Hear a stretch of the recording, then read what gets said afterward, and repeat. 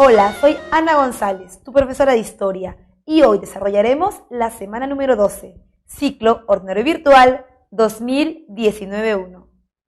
Bien, vamos con el primer militarismo. Una de las primeras cosas que tenemos que saber para prepararnos a este tema es que el primer militarismo es una consecuencia inmediata de la guerra de independencia. Recordemos que nos habíamos quedado en el último capítulo en que Bolívar había dejado el Perú porque había un levantamiento en la Gran Colombia y que en el Perú no se había quedado nadie porque Sucre se había ido a la Gran Colombia y Santa Cruz había bajado a Bolivia, y entonces teníamos un espacio de desgobierno. Este espacio de desgobierno va a ser ocupado por los militares que habían participado en la guerra de independencia y que creen que moralmente tienen todas las características para gobernar. Es por eso que aparece el primer militarismo, un periodo de caos político-militar, posguerra de independencia, que trae consigo nuevas formas de gobierno, sobre todo en un contexto en donde hemos dejado de ser súbditos del rey y ahora somos un país independiente. Bien, el primer gobierno es el gobierno de José de la Mar. Cuando hablamos del gobierno de José de la Mar, tenemos dos conceptos básicos que aprender.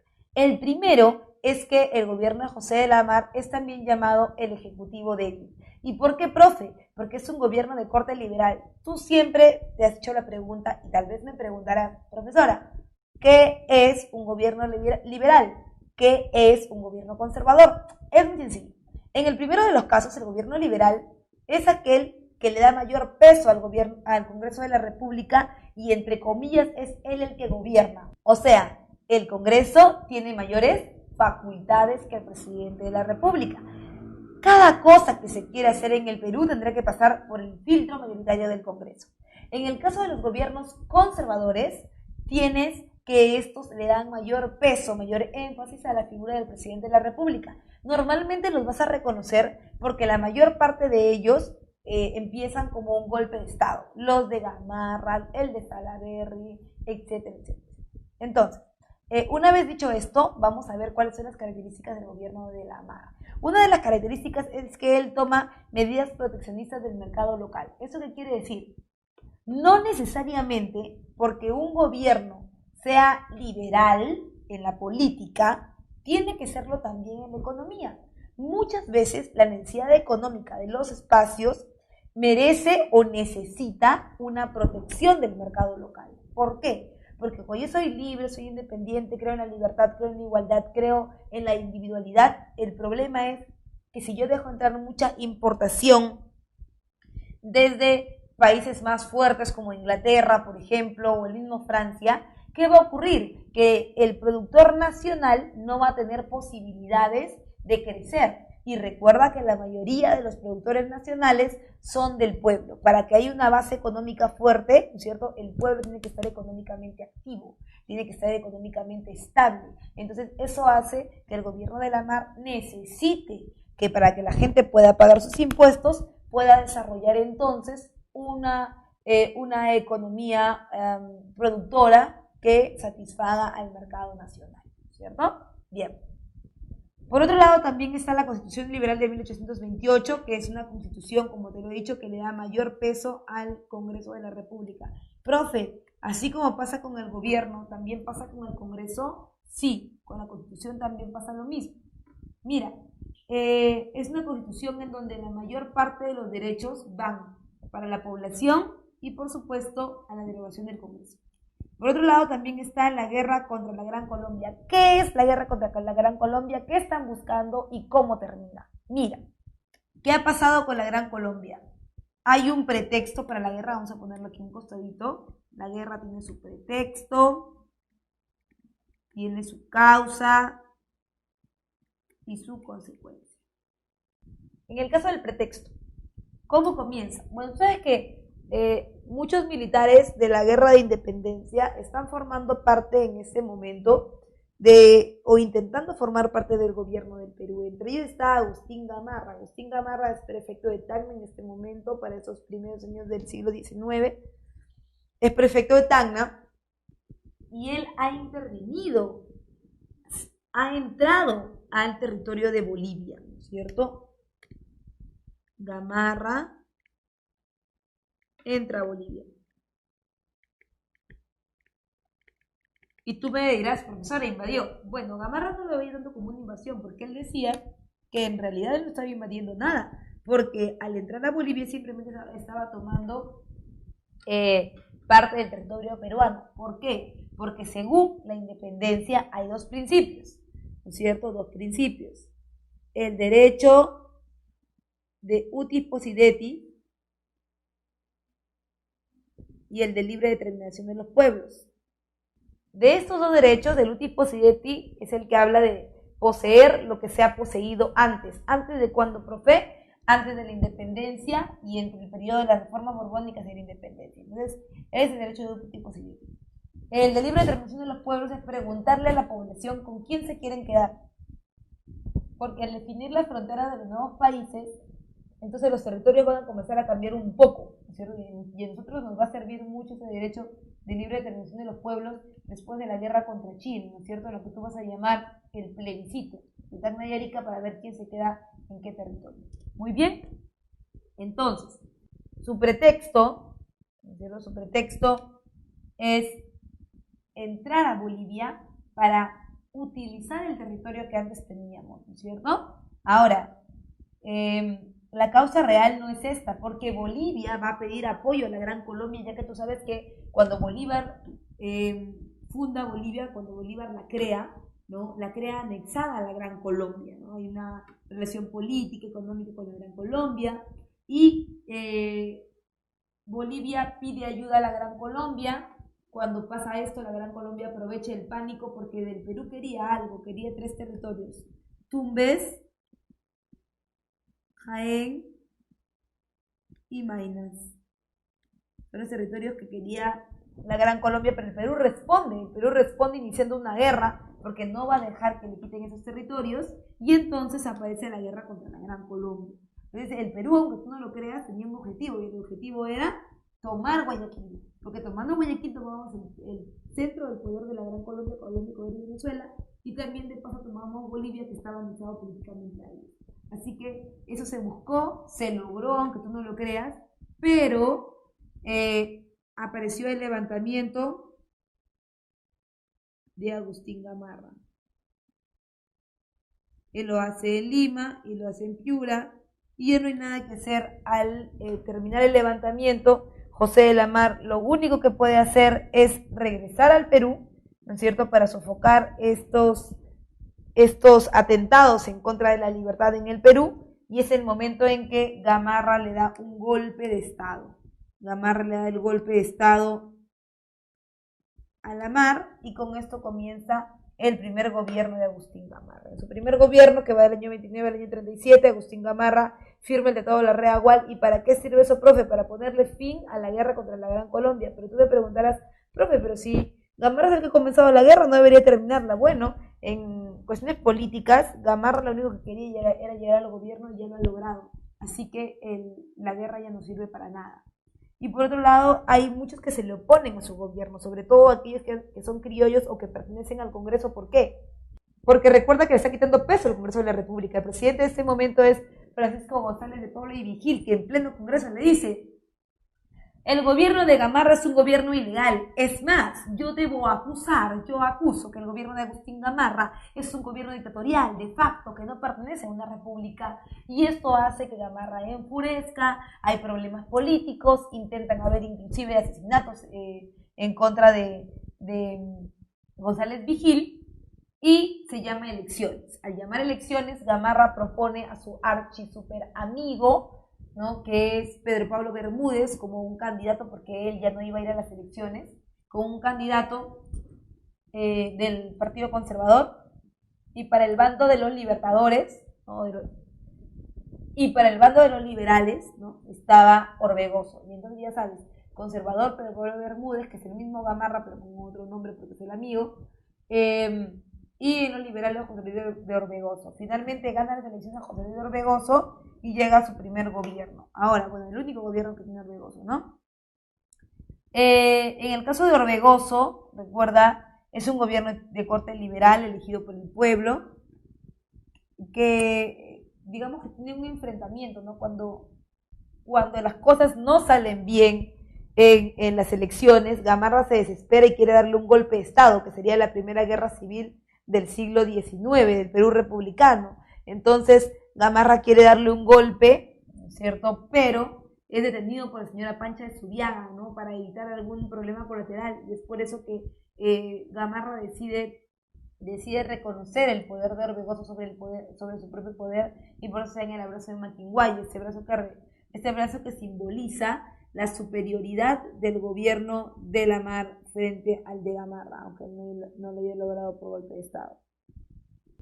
Bien, después del gobierno de Orbegoso está gobernando, se da el famoso abrazo de Maquinguay del que te estaba comentando, y Gamarra acepta el poder de Orbegoso como presidente, pero Orbegoso sabe perfectamente que esto en realidad no es nada serio, o sea que Gamarra lo que está queriendo hacer simplemente ganando tiempo para poder regolpear, ¿no? Y es por eso que Orbegoso comienza una maquinaria de desmontaje del gamarrismo, y todos los que han quedado en el Congreso de la República que apoyan a Gamarra van a ser sacados de sus lugares, de sus puestos de trabajo. Es más, se va a perseguir políticamente a todo aquel gamarrista que esté en este momento en el gobierno del Perú, y es por eso que Gamarra se da cuenta que va a ser un poco difícil poder sacar del gobierno a Orbegoso, y es por eso que le pide ayuda a Salaverry, un jovencísimo Salaverry que no ha estado nunca en el gobierno de la República, pero que es una buena mano para poder golpear. Entonces, Salaverry se une con Gamarra, le dan un golpe de Estado a Orbegoso, y al darle un golpe de Estado, Orbegoso busca ayuda, busca apoyo ¿en quién? En José de Santa Cruz, ¿no es cierto? El Cholo Jetón, que se encuentra como presidente en Bolivia, porque recuerda que Bolivia y el Perú y la Gran Colombia pues siempre fueron uno solo. Ahora, Orbegoso busca ayuda con Santa Cruz, ¿no? Y Santa Cruz le propone una liberación del territorio peruano y del poder de Gamarra, pero a través de un mecanismo mucho más grande que involucre más países, ¿no es cierto? Por otro lado, en el momento en que ya las cosas están marchando bien, es cuando da un golpe de Estado Felipe Santiago Salaverry. Da un golpe de Estado, se pone en la unión de Orbegoso y Santa Cruz, ¿no? Se opone a esta unión en lo que se conoce como la Confederación Perú-Boliviana. En la Confederación Perú-Boliviana se están uniendo el Perú y Bolivia con un solo objetivo, el de unir todos los países que han sido libertados por Bolívar. Felipe Santiago Salaverry tiene un aliado. Este aliado es Agustín Gamarra. Agustín Gamarra quiere recuperar el poder del gobierno, pero tú sabes que lo tiene Orbegoso. Ahora, Orbegoso va a ser sacado del gobierno por Salaverry, y Salaverry va a pedir, como te decía, ayuda a Bolivia. Esa ayuda a Bolivia la va a recibir Santa Cruz, pero Santa Cruz tiene un ideal más fuerte que solamente ayudar a Orbegoso, sino más bien organizar el sueño bolivariano, la famosa Confederación Perú-Boliviana, que es la unión de los territorios de Perú y Bolivia que habían sido libertados por Bolívar en un solo territorio, que demandaría algunos efectos colaterales que vamos a ver a continuación. Uno de los proyectos más importantes de la República es la Confederación Perú-Boliviana. La Confederación Perú-Boliviana buscaba unir los territorios de los países libertados de Perú y Bolivia en un solo espacio territorial. Ahora bien, ¿cuál es el objetivo de la Confederación Perú-Boliviana? Volver a volver a unir los espacios de rutas comerciales, ¿no es cierto?, que habían entre Perú y Bolivia, que eran estratégicas. ¿Por qué? Porque recuerda que con las reformas borbónicas, el comercio en el sur del Perú y el norte de Bolivia se había cortado porque se había creado un nuevo virreinato, que era el Virreinato del Río de la Plata, ¿verdad? Entonces, lo que se busca es la integración política, económica y regional de la zona, ¿cierto?, importante para conservarse como un solo espacio, de tener la hegemonía comercial en el Pacífico Sur. ¿Quién es el hegemón comercial en el Pacífico Sur? Pues Chile, ¿no es cierto? Ahora, Chile, el hegemón político comercial en el Pacífico Sur es Chile. Chile tiene, digamos, en su puerto, que es Valparaíso, el centro del poder económico. Muy bien. Lo que quiere Santa Cruz no solamente es sacar a Gamarra, porque eso no le importa mucho, ¿no? Lo que él quiere es completar esta ruta comercial. ¿Quién es la oposición de esta Confederación Perú-Boliviana? Son dos personas, ¿no? Gamarra y Salaverry, que ellos quieren tomar el poder del Perú, pero también hay dos países que están en contra de la Confederación Perú-Boliviana, uno es Chile y otro es Argentina. Bueno, por obvias razones, Chile está en contra de la Confederación. Si la Confederación se une, si el Perú y Bolivia se unen, se van a crear nuevos puertos, porque hay un famoso decreto de libre comercio. Ahora, si Bolivia y el Perú se unen, hay un problema económico para Chile. ¿Por qué? Porque aparece lo que se conoce como la ley de puertos libres. Los puertos libres, y esto es, por ejemplo, América del Sur, ¿no es cierto? Y vamos a unir el Perú con Bolivia, ¿no? Eso sería Chile. Chile tiene un puerto, y si tú vienes de Europa, el único puerto que vas a encontrar al sur es Chile. Pero ahora con la Confederación vas a encontrar uno más acá, otro más acá, el puerto de Callao, el puerto de Paita, mucha competencia para los chilenos. Por eso que también se ponen en contra. Para terminar con esta confederación, ¿cuál es la estrategia chilena? Crear campañas restauradoras. Las campañas restauradoras intentan romper la confederación, que sí lo logran, ¿no es cierto? A partir de dos, la de Blanco Encalada y la de Manuel Bulnes, que en realidad buscan la estabilidad política, entre comillas, y sobre todo económica de Chile, ¿no? Entonces, se termina la confederación en características. La confederación buscaba un sistema federal de gobierno, eso quiere decir que no es el centro que el resto obedece, sino que hay varios espacios, el espacio norperuano, el espacio surperuano y Bolivia. De verdad, un gobierno y autoridades liberales, ¿no? Pero enmarcado en el proceso de independencia y la ruptura del monopolio bilateral con Chile, ¿no es cierto? Chile ya no va a ser el único que va a trabajar, ¿no es cierto?, a todo galope en el sur, sino que ahora se van a abrir nuevos puertos y se van a dar más oportunidades a más personas. Bien, y tú me preguntarás, profesora, explíqueme bien, por favor, al final, ¿qué pasa con la Confederación? Bueno, recapitulando como te lo decía, la Confederación tenía gente que estaba a favor y gente que estaba en contra. Los que estaban a favor eran la unión de Orbegoso con Santa Cruz, que querían el Estado norperuano, subperuano, Bolivia, y que el protector de toda la Confederación sería Santa Cruz. Ahora, Gamarra y su pata Salaverry, no han hecho nada, no han metido la mano en la Confederación, pero los que sí han metido su poder en la Confederación han sido sobre todo Chile y en menor medida Argentina, para evitar que se rompa la hegemonía comercial del Pacífico Sur de los chilenos. Sin embargo, la Confederación, aunque no fue un éxito, porque al final la van a diezmar, la Confederación logró abrir nuevos puertos y esto, por supuesto, romper la hegemonía comercial de Chile, ¿no es cierto? Primero esto. Segundo, la Confederación formaba parte de un ideal republicano que había quedado pendiente por lo de Bolívar, ¿no es cierto? Pero en el momento en que se gana la Confederación, han sucumbido varias personas, entre ellas Salaverry, Orbegoso, ha salido del gobierno Santa Cruz, y ahora el único que ha quedado es Gamarra. Gamarra va a llevar a cabo entonces su segundo gobierno. Ahora vamos a empezar con el segundo gobierno de Agustín Gamarra. Bien, como le habíamos dicho antes, el único que queda, digamos, con posibilidades de gobierno es Agustín Gamarra, que se va por un segundo gobierno, y Gamarra no entiende, nuevamente ha invadido Bolivia. Y al invadir Bolivia nuevamente tiene problemas con el nuevo presidente, ¿no es cierto?, que es Vallivian.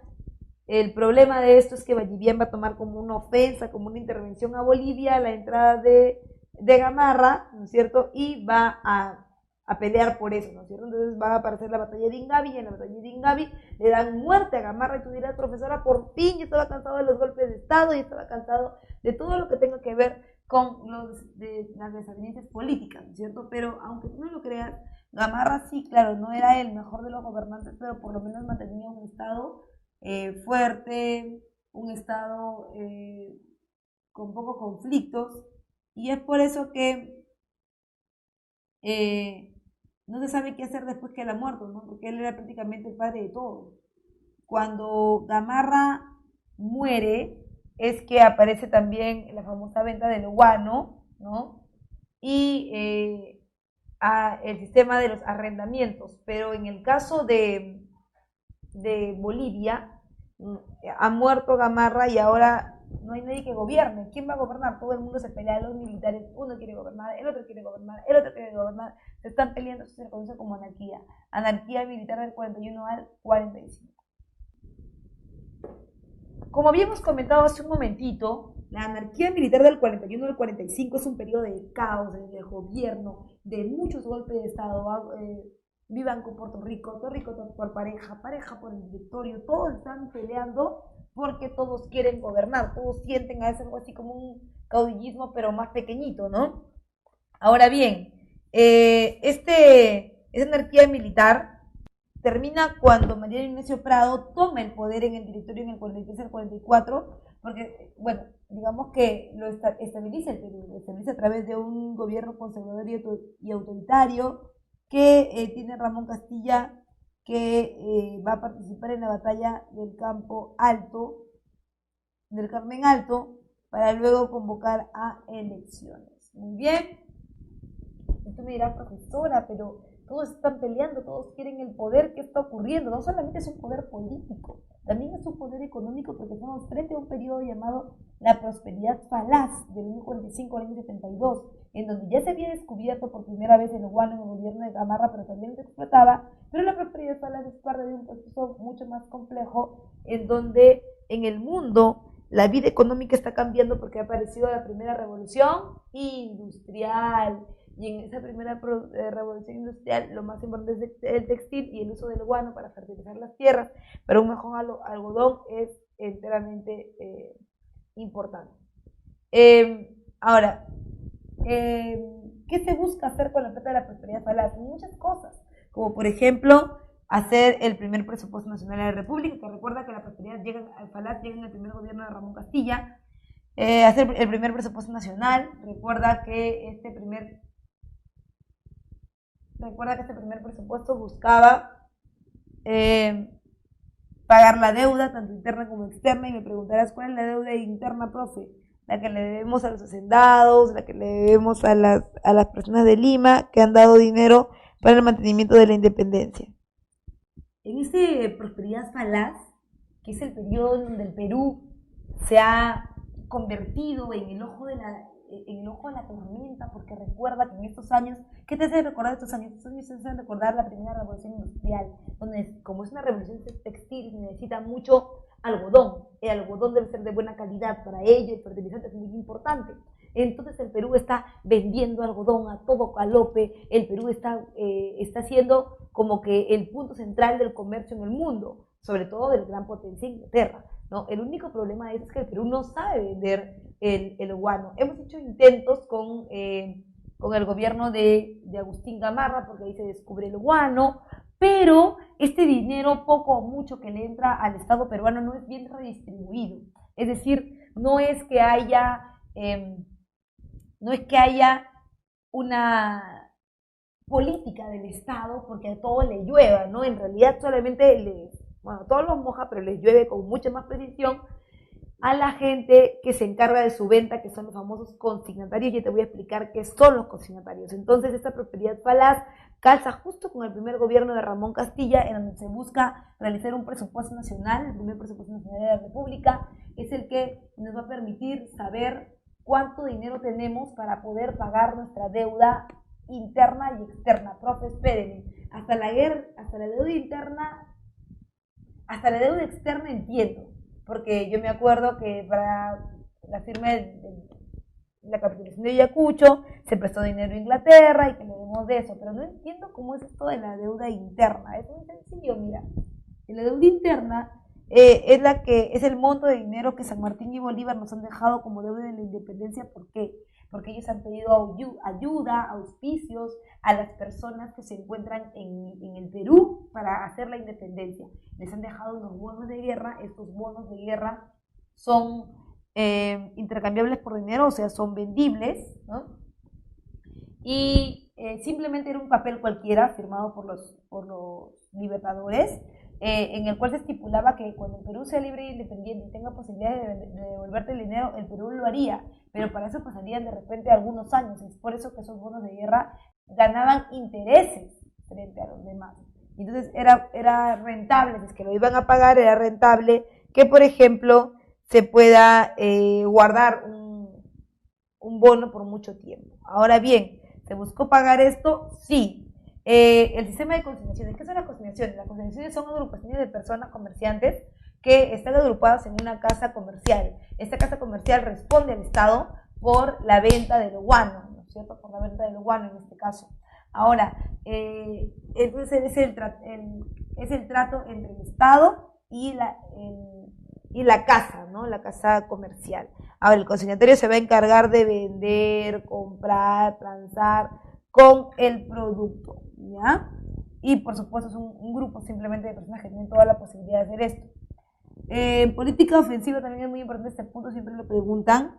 Compra armas. ¿Por qué compra armas? Porque con todo el guano y el dinero que el pueblo está sacando de este periodo, entonces se supone debería estar económicamente mucho mejor, ¿no es cierto? Y es por eso que muchos de tus vecinos van a querer golpear tu territorio, van a querer invadir y tienes que estar preparado para ello, por eso hay una compra masiva de armas, ¿no es cierto? De armas. Bien, el primer gobierno de Ramón Castilla pasa con más gloria que pena. Es un gobierno rápido, es un gobierno que no ha tenido mancha política. Es un gobierno que no ha tenido mancha política, ni mucho menos, pero termina, y al terminar entonces le deja el gobierno a José Rufino Echenique. José Rufino Echenique forma parte del proyecto de Castilla, si bien es cierto, también ha sido su ministro. La idea era continuar el proyecto, ¿no es cierto? Entonces vamos a presentar a José Rufino Echenique. Bueno, Echenique tiene un gobierno corto realmente, que estaba planificado como para que no tenga muchos problemas y siga la forma de Castilla. Sin embargo, aparece en él el famoso escándalo de la consolidación. ¿Y qué es el escándalo de la consolidación? Es un espacio en donde José Rufino Echenique falsifica los bonos de guerra, o sea, le cobra al Estado pero no bonos que no existen, ¿no es cierto? Y así se hace de dinero, lo cual no estaba proyectado ni presupuestado, digamos, en el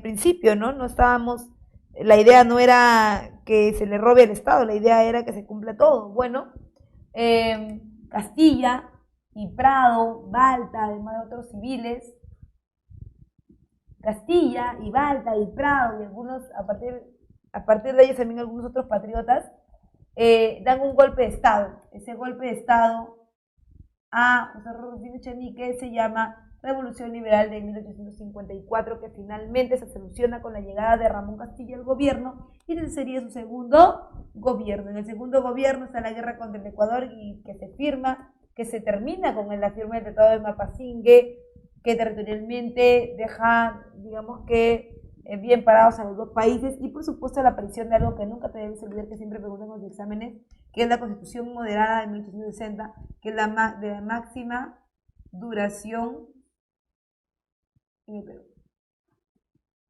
Bien, vamos ahora rápidamente con la guerra contra España. Y la pregunta es, ¿qué cosa hace España nuevamente golpeando al Perú? Es muy sencillo. Y la pregunta es, ¿qué cosa hace España golpeando nuevamente al Perú? Tienes tres causas por las cuales España hace la guerra. Uno, el deseo español de recuperar las colonias. Profe, ¿pero por qué quiere recuperar las colonias? Porque tiene ambición por el guano, fertilizante natural que es cotizado en el mundo entero y que Inglaterra lo tiene como parte de su desarrollo industrial. Así que si los españoles pudieran controlar eso, podrían controlar Inglaterra y por supuesto evitar su avance en toda Europa, ¿no? Y la negativa de España para reconocer la guerra. En realidad España no quiso reconocer nada. ¿Por qué? Porque nosotros no le habíamos pagado completo, que teníamos una deuda a España, y esa deuda que no había sido reconocida por nosotros, ¿no es cierto?, los llevaba ellos nuevamente a reclamar, es por eso que no se habían ido, nada, ¿no? El pretexto del incidente de la hacienda Talambo. Tú sabes que en la hacienda Talambo, que es una hacienda chinchana guanera, hubo esta discusión entre un peruano y un español que dejó como saldo la muerte del español, y en España amenazaba con mandar un emisario regio, que era San Isabel Mazarredo, pero que al final no llegó a eso, ¿no es cierto?, porque nos fuimos a la guerra. En antecedentes, está la firma del Tratado de Banco Pareja. ¿Y para qué sirve el Tratado de Banco Pareja? Para reconocer la deuda de guerra que tenemos de España.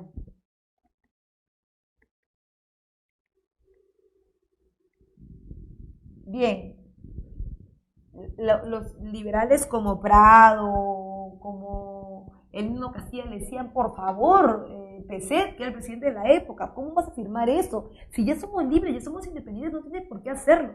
Y él en realidad se empecinó en firmarlo, en permitir también que una expedición científica llegara al Perú para ver las Islas Guaneras, y es por eso que dieron un golpe de Estado. Este golpe de Estado, ¿cierto?, estuvo encabezado por Prado, quien llama a la Cuádruple Alianza. ¿Qué es la Cuádruple Alianza? Es la unión de los 4 países de Ecuador, Colombia y Venezuela.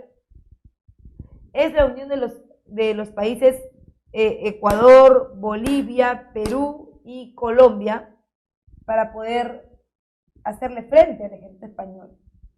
Finalmente, y contra todo pronóstico, aparece el triunfo del combate de 2 de mayo y como consecuencia la consolidación de la independencia. Ya nadie va a negar que la independencia existe porque ahora España ya por fin se fue, ¿no? Crisis de la economía, sí es cierto, ¿no?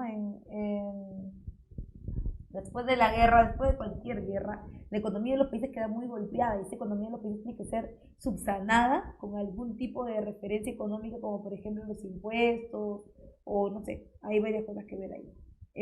Y también la crisis económica, ya le habíamos dicho, y la renuncia de Prado. Prado renuncia al gobierno y se llama elecciones y es elegido en elecciones José Balta.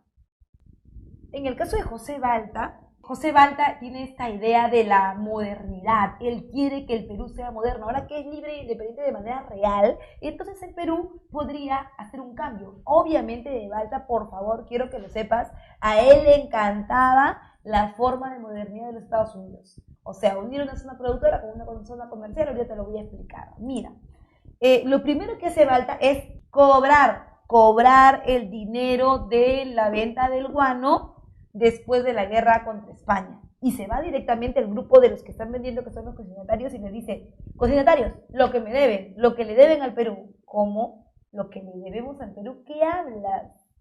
No le debemos nada porque durante la guerra nosotros no hemos vendido.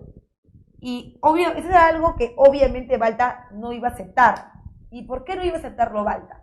Porque sí habían remesas, sí existían las ventas, solo que se hacían los de la vista gorda y no te vamos a pagar. Entonces Balta dijo, bueno, no importa, no hay ningún problema, vamos a hacer una cosa, si ustedes no me pueden pagar, yo me llevo mi guano, le quitó el guano, o sea, que ellos vendían, y lo vendió de forma monopólica a una casa judío-francesa llamada la Casa Dreyfus. Es ahí donde aparece el contrato Dreyfus, es decir, pasamos de una forma de venta de consignaciones a una forma de venta monopólica de el guano. Entonces la Casa Dreyfus se comprometía a varias cosas, se comprometía a pagar la deuda externa y a darnos algunas anualidades para poder desarrollar la economía del Perú. Es cierto que la primera anualidad no la dio, pero luego no pagó ni la deuda externa y tampoco nos siguió apoyando. Es por eso que Balta, ¿no es cierto?, va a tener una crisis en su partido, una crisis en su gobierno, porque si bien es cierto, había alcanzado para comprar los ferrocarriles, porque de eso es lo que vamos a ver en un ratito, no ha alcanzado para todo el proyecto. Ahora, se han tumbado las murallas de Lima porque por ahí va a pasar el ferrocarril. Recuerda que el ferrocarril debe unir una zona productora con una zona comercial. ¿Cuál es la zona productora? Las zonas productoras son las minas y las zonas comerciales son los puertos. Entonces había que unir una mina con un puerto. Para eso había que romper la muralla de Lima para poder pasar por ahí. Y en eso estábamos, hasta que la gente del Partido Civil comienza a tomar represalias en contra de Balta. ¿Por qué? Porque recuerda que los del Partido Civil son los consignatarios. Los del Partido Civil se habían agrupado solamente en su partido político, que era un partido muy sólido. Eran los mismos de los consignatarios que ahora habían quedado muy mal económicamente y que van a buscar destruir el gobierno de Balta, y es por eso que comienza la sublevación de los hermanos Gutiérrez de la Fuente. Esos hermanos que van a golpear el gobierno de Balta, y no solamente lo van a golpear, sino que van a matar a Balta. Balta muere, ¿no es cierto?, y el gobierno se queda libre. Este gobierno libre va a ser tomado, oh sorpresa, por los civilistas. El primer presidente del primer civilismo es Manuel Pardo y Lavalle. Bien, En el primer civilismo las cosas van a cambiar, porque los civiles no están pensando tanto en las guerras ni en comprar armas, ni mucho menos. Los civiles están pensando más, y por favor, siempre que escuches pardo, en cualquier parte de la historia del Perú, tienes que pensar en que la familia de los Pardo tienen la idea de la modernidad a partir de la educación. Y entonces, este Pardo no es ajeno a eso. Por ejemplo, es el primer gobierno civil de la historia del siglo XIX, crea la Escuela de Ingenieros, ¿no es cierto? El censo del 76. Profe, ¿por qué era el censo del 76? Bueno, porque tú recuerdas que después de la guerra, ¿no es cierto?, la idea es saber cuántos somos, cuánta mano de obra, qué necesitamos para tener una verdadera modernidad. También se nacionalizan las salitreras. ¿Qué significa nacionalizar o hacer estancos? Significa que el Estado se va a apropiar del recurso para poder venderlo. En este caso, si hay alguien que tenga, por ejemplo, un terreno en donde haya salitre, entonces eso es también parte del Estado peruano, porque el Estado peruano le está vendiendo, le está explotando. Se firma también el Tratado de Alianza Defensiva. ¿Qué es esto? Pardo no quiere saber nada con las armas, no quiere saber nada con el mundo militar. Lo que él quiere hacer es hacer un pacto con el país que también está más dañado o más propenso al daño por el salitre que en este momento está en boga, que es Bolivia. Profesora, ¿y el guano? El guano ya pasó la primera revolución industrial, ya pasó la fiebre, digamos. Ahora lo que está de moda es el fertilizante artificial, pero para hacerse fertilizante artificial tenemos salitre, que es el principal elemento. Y entonces, en ese Tratado de Alianza Defensiva, el Perú y Bolivia firman una alianza de autodefensa para evitar el ataque de los chilenos. Si los chilenos atacan a Bolivia, Perú entraría. Si los chilenos atacan a Perú, Bolivia estaría dispuesto a ayudarnos. Ahora, termina el gobierno de Pardo y comienza el gobierno de María Inés Prado del 76 al 79. Es un gobierno muy corto, pero es el que le va a dar inicio a la Guerra del Pacífico. Es un gobierno con estancamiento económico, en donde los problemas que han habido con el gobierno de Balta y lo que ha dejado el contrato Dreyfus no ha sido de la mejor calidad, y es por eso que se va a firmar el contrato Rafael, o con la Casa Rafael y Hermanos, que buscaba la reactivación económica del Perú a partir de un cambio político, de la economía política, ¿no? Entonces, en el gobierno de Prado está la búsqueda, por supuesto, de armas, ¿no?, porque estalla la guerra contra Chile a causa de la misión chilena por los terrenos salitreros. Hay una necesidad de compra de armas, se reúne dinero no del Estado peruano, sino de aquellos que quieran intervenir en esto. Hay una recaudación de impuestos, hay una recaudación de dinero, ¿no es cierto? Y Prado consigue el permiso del Congreso para poder ir a comprar las armas. Se lleva todo el dinero, nunca regresa. Estalla la guerra, Prado no está, ha dejado a su vicepresidente Luis Laporta, y a Luis Laporta le van a dar un golpe de Estado, y ese golpe de Estado le da Piérola. Bien, vamos ahora directamente a la Guerra del Pacífico, y tú recuerda que la Guerra del Pacífico está enmarcada en la necesidad de parte de Chile, Bolivia y el Perú por el mantenimiento de un recurso que en ese momento está muy en boga en el mundo, que es el salitre. Recordarás también que en algún momento el Perú también estuvo en esta misma posición, digamos, de auge, importancia económica, o como lo quieras llamar, con el guano. Profesora, ¿qué pasó con el guano? Si bien es cierto, no ha sido dejado de utilizar en el mundo, el guano ya no tiene la misma predominancia económica en relación a que los fertilizantes naturales han sido desplazados por los fertilizantes artificiales, y uno de los elementos más importantes para lograrlo es el salitre.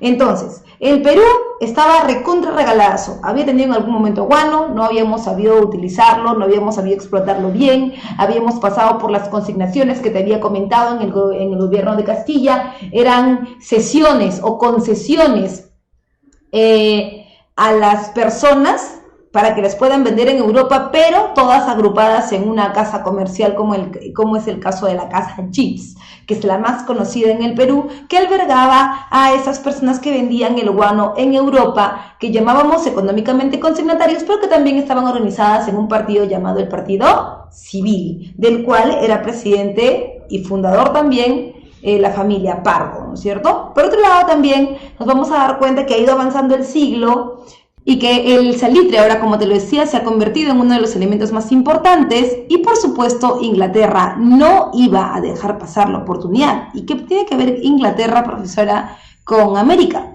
Es que recuerda que Inglaterra es un elemento importante y trascendental en la Guerra del Pacífico porque ellos son el verdadero protagonista detrás de la guerra, ¿no? Detrás de Chile. Entonces, van a haber algunas cosas que sean las causas, otras que sean los pretextos, hay que saberlas diferenciar bien para poder entrar a la batalla, ¿no? Propiamente dicha. Bien, cuando hablamos del pretexto, siempre se ha hablado, y recuerda tú que este tratado se firma en el gobierno de Pardo, el Tratado Secreto de Mutua Defensa entre Bolivia y Perú, que servía básicamente para evitar el avance de las tropas chilenas sobre el territorio salitrero, que ya en algún momento habíamos visto que se veía peligrar. Entonces, para evitar algún tipo de guerra, hostilidades o lo que sea, y que te agarre mal parado este proceso, entonces la idea era unir fuerzas militares en el sur para evitar el contingente chileno. Bien, ahora, supuestamente Chile resumía esto como la segunda emboscada del Perú y Bolivia por hacerles daños económicos a ellos, porque tú recuerdas que la gran primera vez en donde Chile se sintió amenazado, entre comillas, por el Perú y Bolivia, fue en la Confederación Perú-Boliviana que habíamos visto, en donde Santa Cruz se había aliado al derrocado gobierno de Orbegoso para formar un solo territorio, a la misma idea de la Federación de los Andes, juntando algunos territorios que Bolívar había unido, ¿no es cierto? Que no podían contar con los del norte, pero que sí eran el Perú y Bolivia, y que se iba a crear una ley nueva llamada la Ley de Puertos Libres, esta que amenazaba directamente la economía chilena porque comenzaba a crear nuevas competencias para ellos, ¿verdad? Entonces, este Tratado Secreto de Mutua Defensa Perú-Bolivia, que intentaba unirlos militarmente, para Chile fue el pretexto para que estalle la Guerra del Pacífico, ¿verdad? En el caso del detonante, ¿no? Ahí está el aumento de 10 centavos por quintal de salitre dado por el gobierno boliviano, ¿no? En el caso del gobierno boliviano, el gobierno de Adrián Daza, la idea era mantener el mismo ritmo que había mantenido el Perú, porque si tú te das cuenta, en el gobierno de Pardo, antes que estalle la guerra, o sea, antes de la llegada de los militares en el gobierno civil, Pardo también había determinado el estanco del salitre. ¿Qué es el estanco? Lo habíamos visto en algún momento en la semana anterior, pero vamos a volver a recordarlo, y es que un estanco es la apropiación de los bienes y recursos naturales por parte del Estado, ¿no es cierto? Es decir, por ejemplo, si el Estado ve que se puede vender a muy buen precio, no sé, que en el subsuelo o en el territorio peruano haya oro, se lo apropia y él decide a quién vendérselo, con qué impuesto, etcétera, etcétera. Entonces, es la apropiación del Estado. Profesora, ahí sí en mi territorio, por ejemplo, desde siempre hubo salitre, pero es de mi propiedad. Bueno, el Estado es dueño del subsuelo, así que él te lo puede quitar, no importando si tu terreno o tu casa están sobre él. Eso no interesa que el Estado te pueda hasta expulsar. Le pasa mucho en el sur a los ingleses, y también se dice que ese es otro impulso para la guerra, ¿verdad? Porque muchos chilenos y muchos ingleses van a ser sacados de sus tierras para que el Estado peruano pueda usufructuar ese salitre. Muy bien, y por supuesto el fracaso de la misión Lavalle, que buscaba un equilibrio político entre las fuerzas de Perú y, bueno, las fuerzas creadas por el Tratado Secreto de Perú y Bolivia frente a Chile, que no tuvo mayor suerte, así que también ese es un detonante. Y por otro lado también en las causas, el control de los yacimientos salitreros. ¿Quién quería controlar los yacimientos salitreros? Obviamente Chile, ¿verdad? Que tenía una ambición ahí. Y también, por supuesto, en menor medida Inglaterra, en menor medida, ¿verdad? En menor medida visible, por supuesto, porque finalmente los que van a estar detrás del sustento económico de la guerra son los ingleses. Y las tensiones políticas entre Bolivia y Chile, sobre todo por el territorio de Antofagasta. Si nosotros vemos el mapa, tenemos el mapa de el Perú, de Bolivia y de Chile. Mire, si te das cuenta, es esta franja que vamos a notar aquí, es esta franja, bien, en donde tenemos los territorios ya delimitados, ¿no es cierto? Mira bien, ese territorio de Antofagasta es del que estamos hablando. Es un territorio salitrero más importante, pero no solamente por el recurso, sino también por las vías de acceso que tiene el recurso. Si te das cuenta, mira, vamos a poder encontrar un ferrocarril que para la época es súper importante, porque tú recordarás que uno de los sistemas de transporte más importante es el ferrocarril para la época, tomando el ejemplo de Balta, ¿no es cierto?, que es, digamos, que el plus de los gringos que ha llegado a América del Sur. Entonces, en orden tendríamos el territorio chileno, luego vendría Bolivia, y en Bolivia tendríamos Antofagasta, importantísimo, que por eso están peleando, ¿verdad? Luego tendríamos ya el territorio peruano, y dentro del territorio peruano tendríamos los territorios de enfrentamiento en orden de abajo hacia arriba: Iquique, Pisagua, Tarapacá, Arica y Tacna. ¿Ok?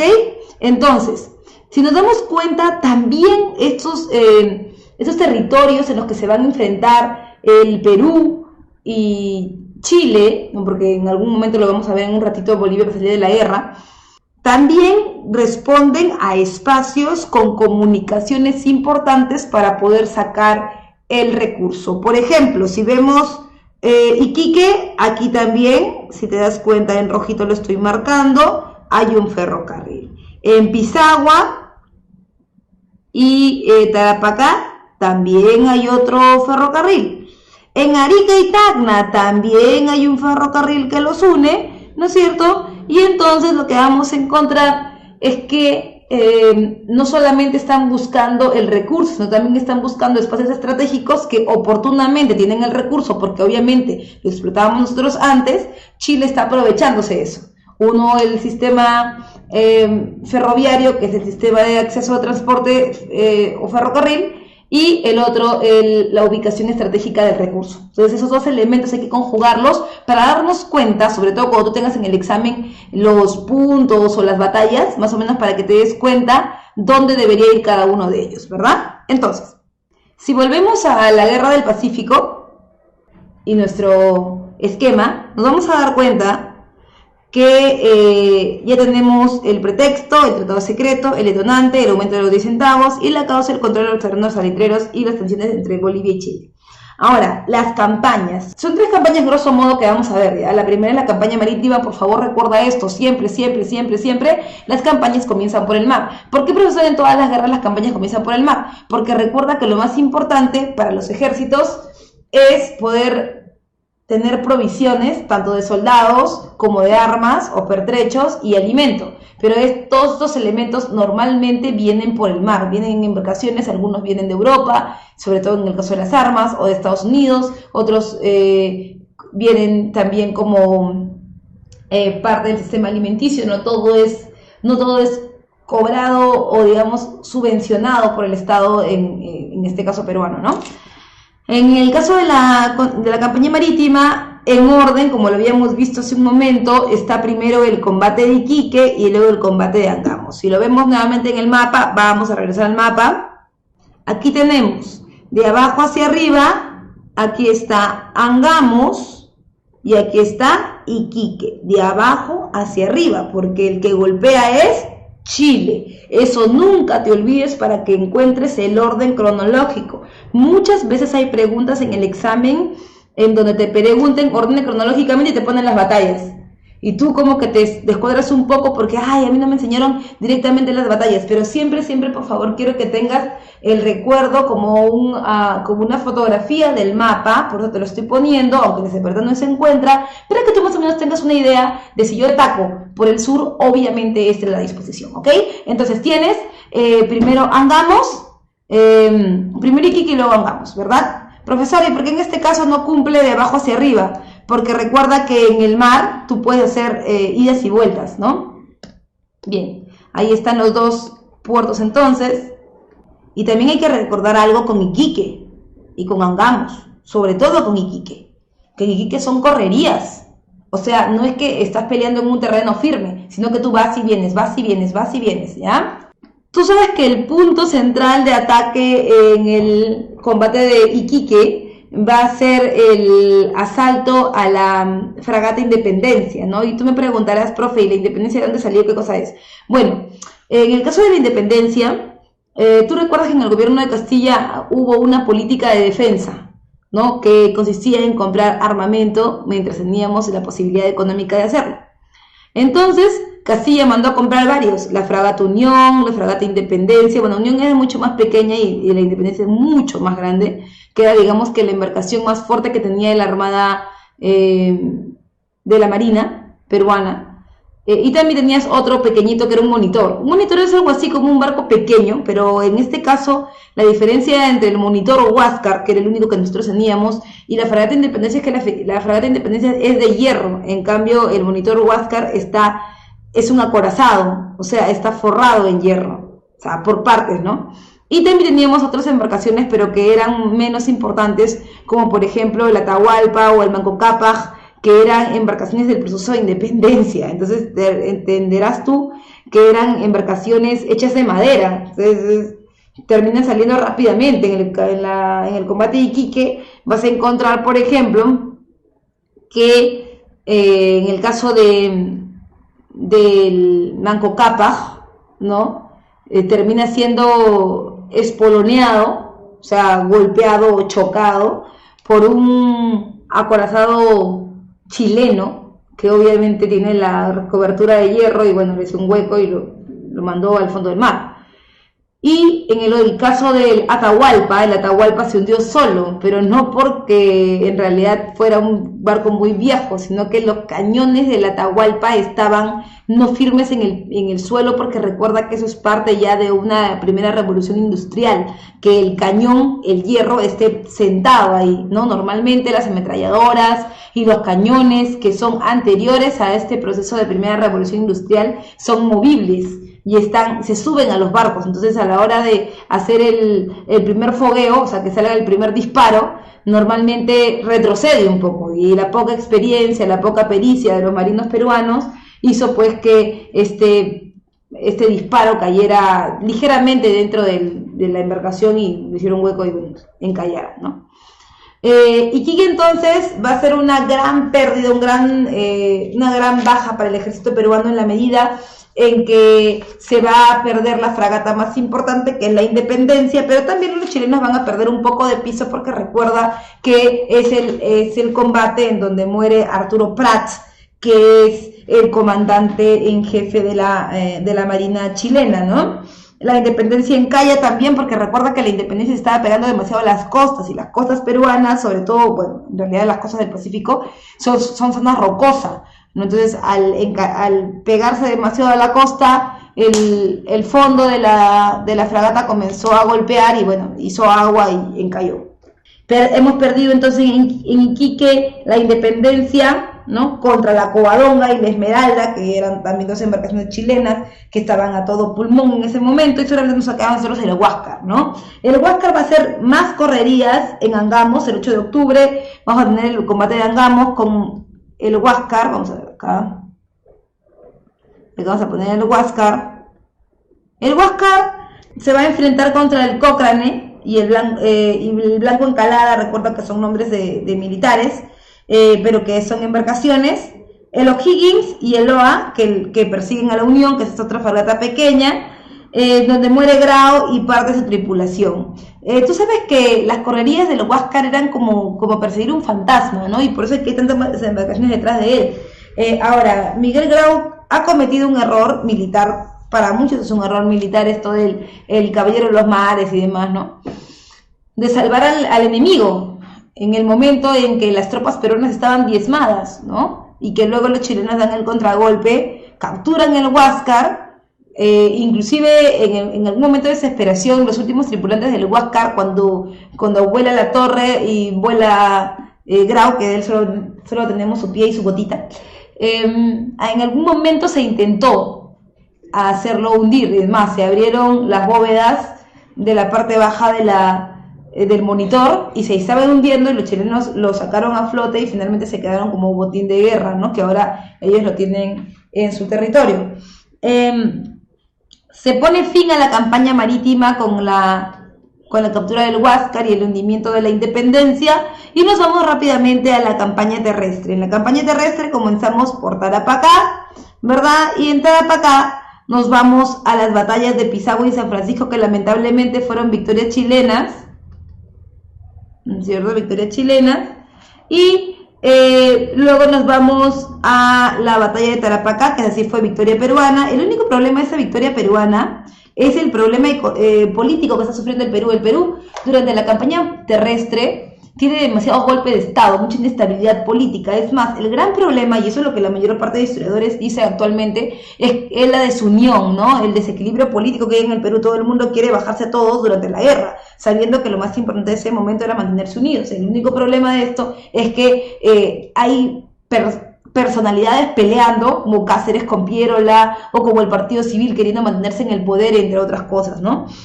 En la victoria de Tarapacá participa Cáceres, participa Bolognesi. De eso también hay que tener en cuenta varias cositas, ¿no? Que si bien es cierto el ejército peruano no era que iba mal en las armas, o sea, sí es cierto que los chilenos tenían un poco más de ventaja sobre eso, pero tampoco es que nosotros veníamos pues destruidos, que no teníamos nada, no, o sea, veníamos mal económicamente, sí, eso es cierto.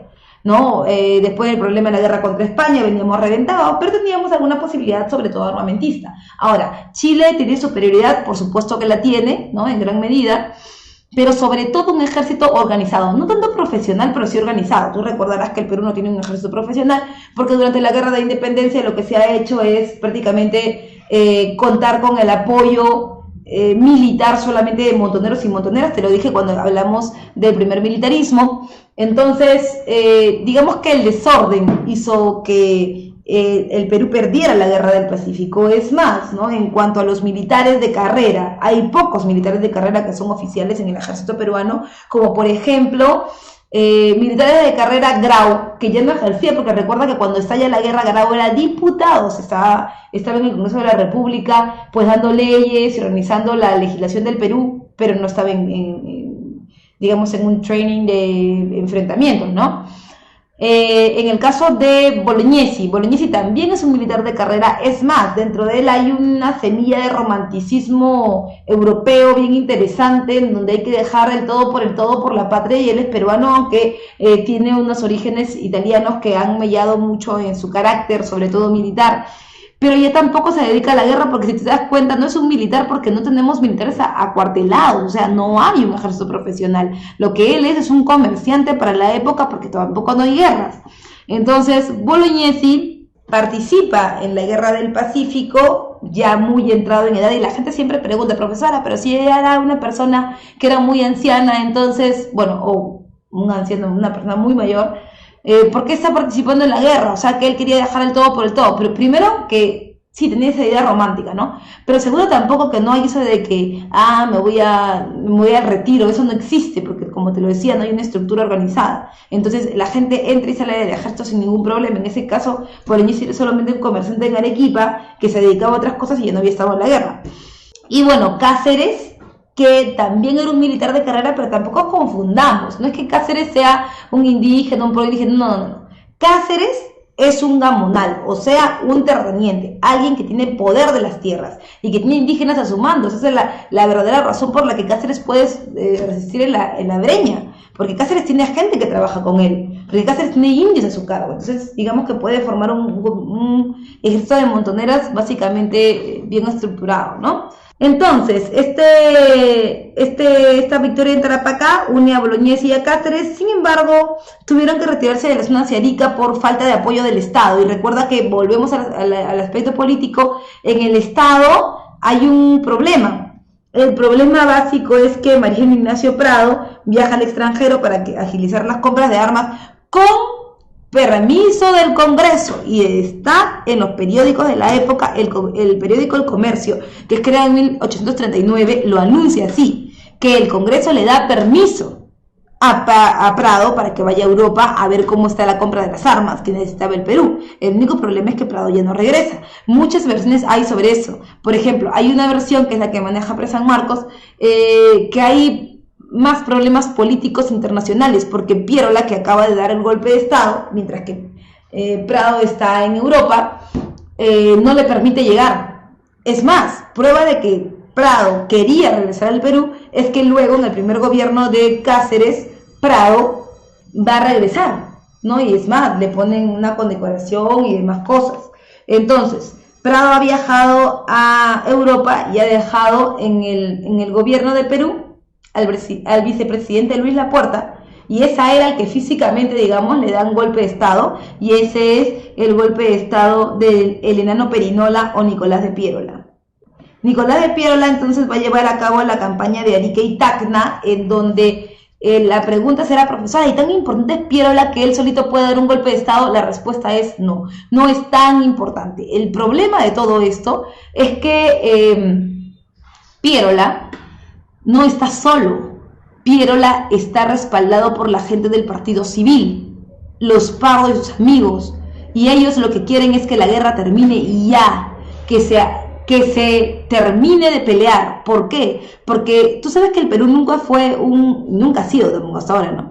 Nunca ha sido un país que ha estado unificado económicamente. Territorialmente puede ser, porque ahora hay carreteras que conectan diferentes espacios, pero política y culturalmente nunca hemos estado unidos. Entonces, los focos de desarrollo del Perú eran uno en el sur, que era el foco salitrero, otro en la Sierra Central, que era el foco minero, y otro en la costa norte, que eran las haciendas. Entonces, ninguno de los tres estaba articulado y por lo tanto los chilenos siempre pensaban, les quitamos el salitre, entonces ya lo reventamos económicamente, pero no era así porque seguían funcionando focos económicos. Ahora, los del Partido Civil, o sea, los Pardo y sus amigos, eran básicamente hacendados de la costa norte y de ahí salía el dinero. Entonces, lo que ellos querían era evitar que la guerra llegue al norte. ¿Y cómo lo harían? Cortándola en el sur. O sea, no importa que se revienten los salitreros, lo importante es que no llegue a la costa norte, y por eso estaba Piérola, para evitar que la guerra continúe. Gane o pierde el Perú, la idea es que la guerra se terminara. Y esa era la función que iba a cumplir Piérola durante toda la campaña. Ahora, aparece el golpe de estado de Piérola, ¿no es cierto? Y conjuntamente a esto, eso es en diciembre del 79, y en mayo del 80 aparece la batalla del Alto de la Alianza, en donde se da un contexto que al Perú también lo deja mal parado, porque el Perú prácticamente ha entrado a la guerra, no porque él tenga alguna relación directa con Chile. Si bien es cierto, Chile iba a seguir avanzando y seguramente en algún momento iba a llegar la guerra al Perú, pero básicamente el Perú está en esta guerra porque Bolivia lo ha metido. Después de la firma del Tratado Secreto, ¿no es cierto?, Chile avanza, y cuando avanza, si volvemos a ver el mapa, si vemos el mapa, Chile no tiene frontera con el Perú. Chile tiene frontera con Bolivia. Entonces, nosotros no estábamos en una guerra porque nos había tocado directamente. Estábamos en la guerra gracias al Tratado Secreto. Ahora bien, Bolivia se salía de la guerra por problemas internos, ¿no? Se creía Rusia. Se salía por problemas internos porque estaban cambiando al presidente de Bolivia y nos dejó, ¿sabes qué, Perú? Arréglatelas tú solo. Y finalmente teníamos que soportar una guerra que no era la nuestra. En el Alto de la Alianza el Perú se queda solo. El Perú se queda solo, sale Bolivia y luego llega la batalla de Arica. En la batalla de Arica es la clásica que tú conoces como al héroe, a Bolognesi. En esa campaña Bolognesi es abandonado prácticamente, pero Bolognesi no va a Arica porque a él se le ocurre simplemente subir al morro, sino porque él ya tenía una estrategia para hacer la contención a los chilenos. Si bien es cierto, con el Alto de la Alianza, donde terminamos mal, Chile avanza, la idea era replegarse al morro porque él ya había minado todo el morro. El morro estaba lleno de minas antipersonales que estaban organizadas por el ingeniero Elmore. El ingeniero Elmore había puesto minas, inclusive una de ellas queda activada, que es la mina de la Santa Bárbara, casi en la parte alta del morro, y todo desde abajo venía así, desde Arica. Desde la ciudad de Arica, del pueblo, venía la conexión, que era como un cable, y venía hasta todo el morro. Ahora, ¿qué pasó? Los chilenos, encabezados por el general Baquedano, hicieron toda una estrategia de conspiración y lograron enterarse de dónde estaban las minas y dónde debían desactivarlas. Finalmente, su espía, Wegelin, que era un chileno pero que fungía de francés, había llevado información y se había detectado dónde estaban las minas, cómo estaban, dónde había que desactivarlas y se hizo. Cuando Bolognesi sube al morro, él no sabe que esto ha ocurrido. Él quiere hacer que los chilenos suban hasta la cúspide para volar todo. Ya, bueno, voy a volar yo, pero también van a volar ellos.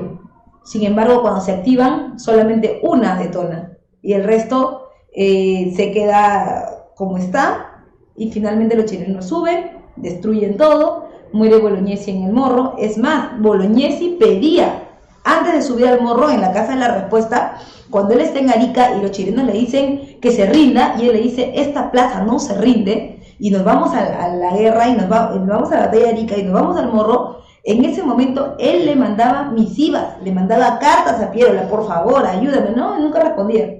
O sea, no le interesaba. La idea es que se muere de una vez, que se muera todo el ejército, y ahí terminó la guerra, mejor todavía. Finalmente desaparece gran parte del ejército peruano en esta batalla de Arica.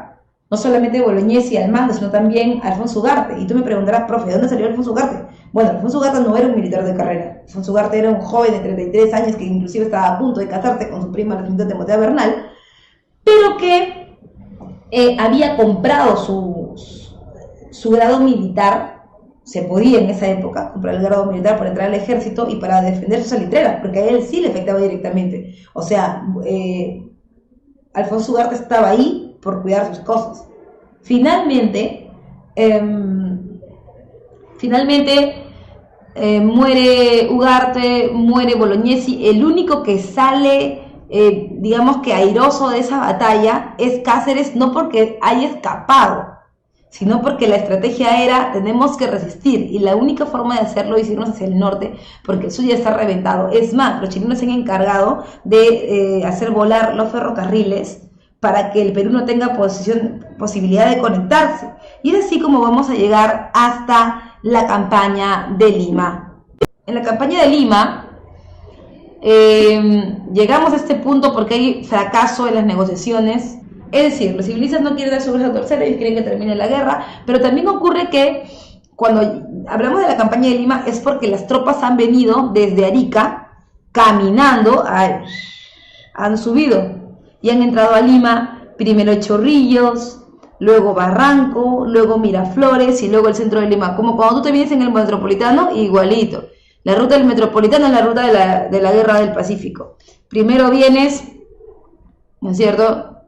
Si este es el sur y esto es Lima, entonces vienes por Chorrillos, Barranco, te bajas en estación Balta, luego te vienes ya para la avenida Arequipa, lo que sería Santa Beatriz, ahora, y luego entras por el Parque de la Exposición, que es del gobierno de Balta, como recordarás en la clase anterior, y luego entras a Lima, al centro de Lima, ¿no? Y ahí era la idea, tomar el Palacio de Gobierno para quedarse con todo. Ahora, en Chorrillos la oportunidad de Cáceres estaba, ¿no? Porque Cáceres también es abandonado por Piero, la oportunidad de Cáceres estaba.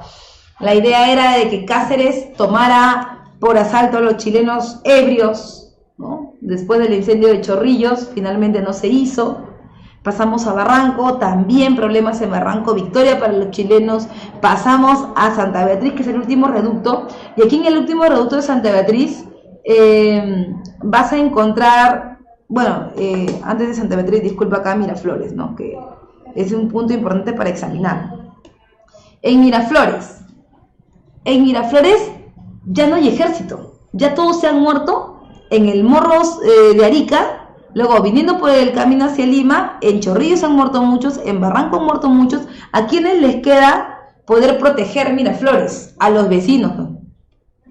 A los vecinos notables. Y ahí muchas casas son diezmadas. Por ejemplo, la Quinta Shell, que ahora es parte de una de las calles principales de Miraflores. La casa de Ricardo Palma, que ahora es un museo, también es golpeada. Y es por eso que todo el mundo sale, que sea con el cuchillo de mantequilla de tu casa, sales atrás de los ejércitos chilenos, muchos niños, jóvenes. Por ejemplo, cuando se arma Miraflores, en la campaña de Lima, ya hay una legión que se llama la Legión Carolina, que junta jóvenes del Colegio Guadalupe, jóvenes de la Universidad de San Marcos y, ¿por qué no?, algunos buenos elementos de la Escuela de Ingenieros, que hoy es la Universidad Nacional de Ingeniería, que fue creada en el 1874 por el gobierno de Pardo.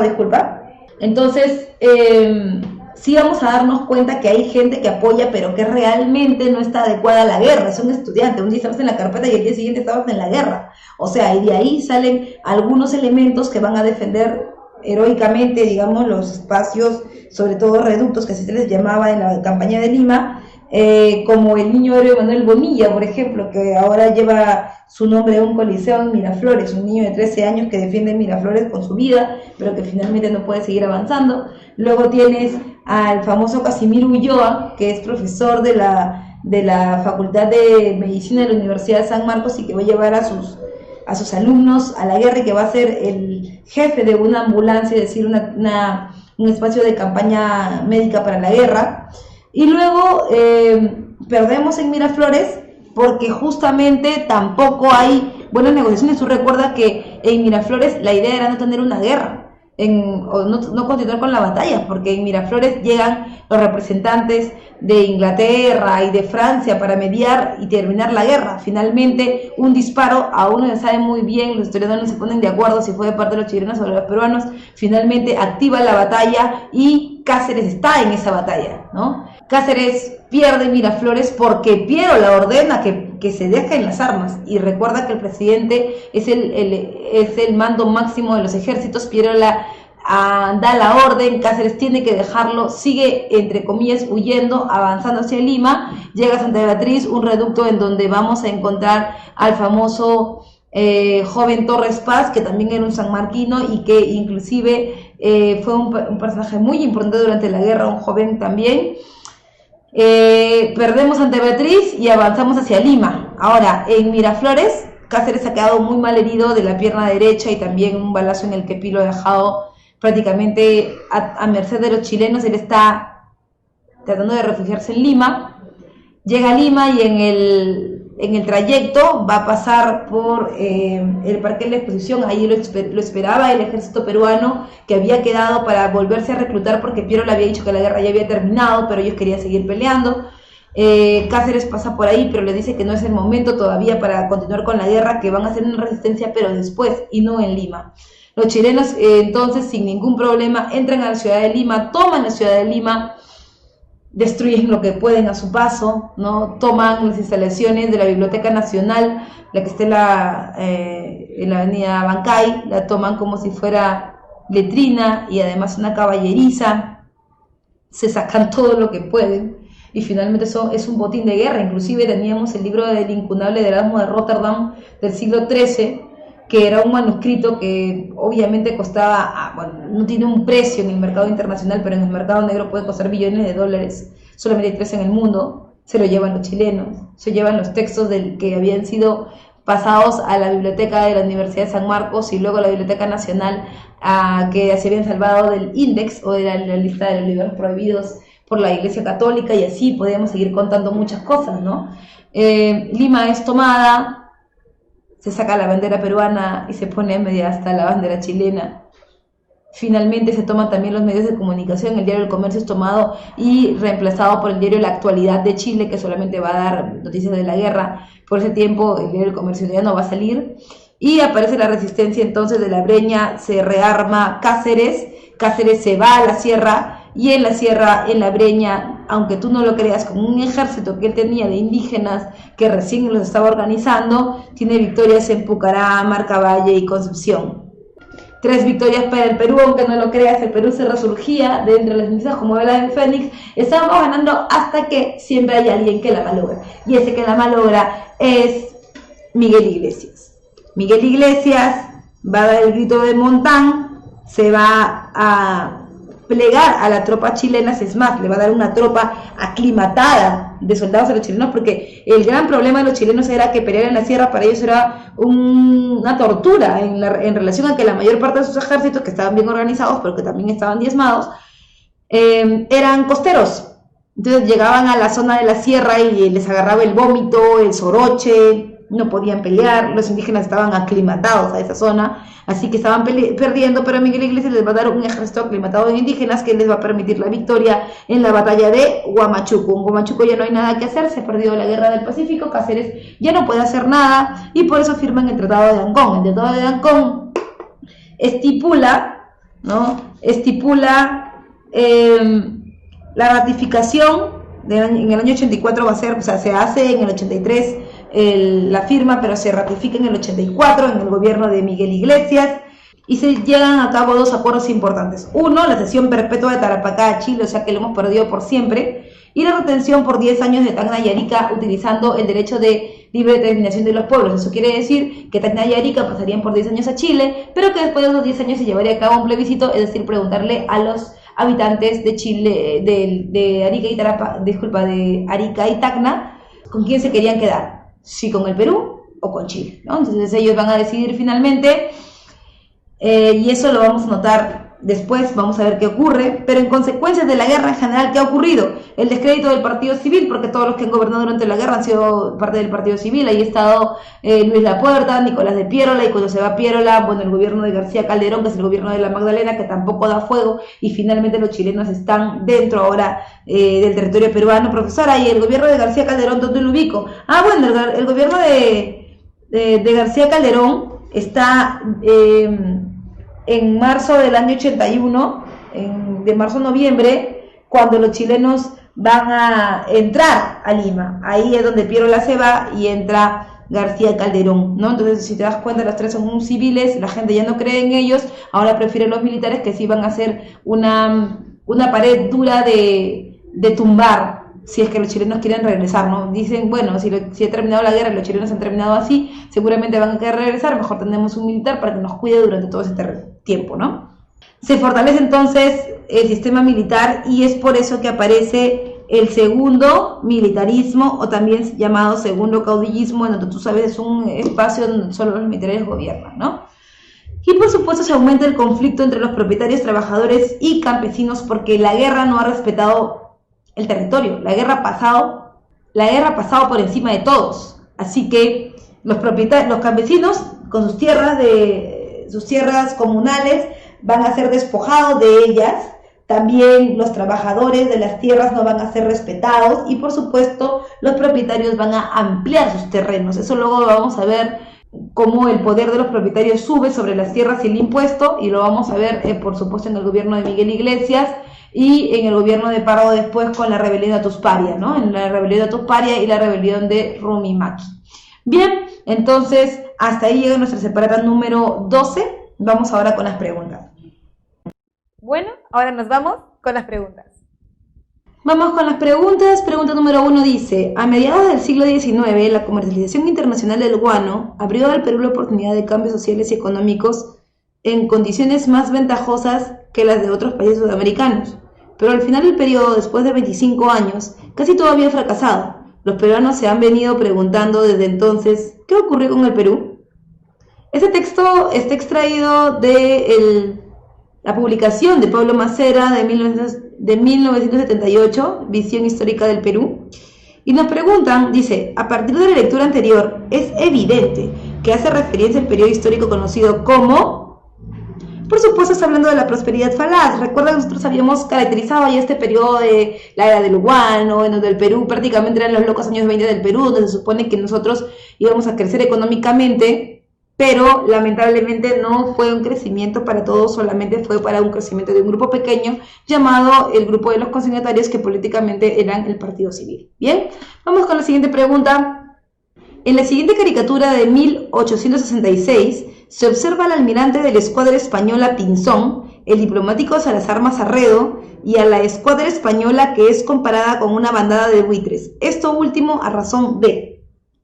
Bien, si contextualizamos debemos ponernos en la posición de que esta es la famosa guerra contra España, ¿verdad? La guerra contra España que tenía una causa. ¿Cuál era? La recuperación, vamos a poner acá, la recuperación de las colonias americanas para el usufructo del guano, o la explotación del guano, ¿verdad? Muy bien. Entonces nos pregunta qué es lo que nos presenta la imagen. Y en la imagen vamos a ver obviamente que la causa principal, como lo acabamos de decir, es la posesión de las islas guaneras. Entonces, esta banda de pillos, esta banda de ladrones, como lo está poniendo la figura, ¿no? Hace alusión a la usurpación de las riquezas guaneras, porque en realidad no es simplemente que quiera recuperar el Perú porque el Perú le parece una colonia importante o no, no. Lo que además no viene solo por el Perú, no viene solamente por esta colonia, viene por todas las colonias, pero principalmente por el producto, por el recurso que es el guano, que en ese momento mueve la economía mundial. Y es por eso que tu clave es la letra D, la usurpación de las riquezas guaneras, como se observa en la imagen. Pregunta número 3 dice, sobre los siguientes enunciados en relación al primer militarismo en el Perú, del año 872 al año 879, marque el verdadero o falso según corresponda. Mira, comenzamos el primer civilismo, disculpa, hasta la guerra contra Chile, ¿verdad? Es el hito. Bien. Dice, el primer presidente civil del Perú fue Mariano Ignacio Prado, el primer presidente civil, dice. Eso es falso, porque recuerda que el partido civil es el que toma el poder para el primer civilismo. Cuando matan a Balta